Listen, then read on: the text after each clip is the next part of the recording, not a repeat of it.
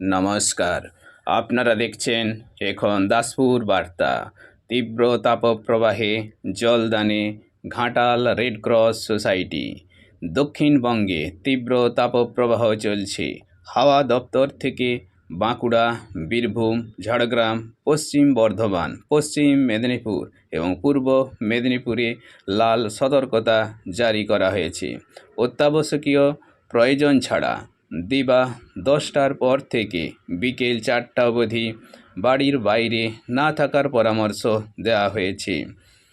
30শে April অবধি এই সময় স্থানভেদে তাপমাত্রা 42 ডিগ্রি সেলসিয়াস থেকে 45 ডিগ্রি সেলসিয়াস হতে পারে। তাই বাইরে যেতে হলে সঙ্গে পর্যাপ্ত জল, ছাতা বা টুপি, ORS রাখতে বলা হয়েছে।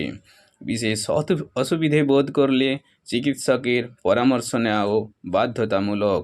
এই অবস্থায় ভারতীয় রেড ক্রস সোসাইটির ঘাটাল শাখার উদ্যোগে 23শে এপ্রিল থেকে 24শে এপ্রিলও নিত্য পথচারীদের, যানবাহন কর্মী ও হকার্সদের ছোলা গুড়, ORS, গ্লুকোজ সহযোগে পানীয় জলদানে জলসত্র খোলা হয়েছে ঘাটাল সেন্ট্রাল বাস স্ট্যান্ডে।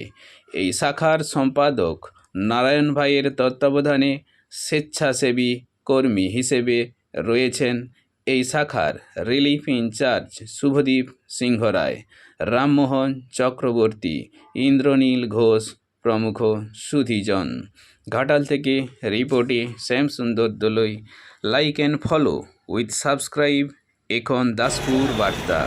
এই দাসপুর বার্তায় যুক্ত হন, আলোর পথে এগিয়ে চলুন।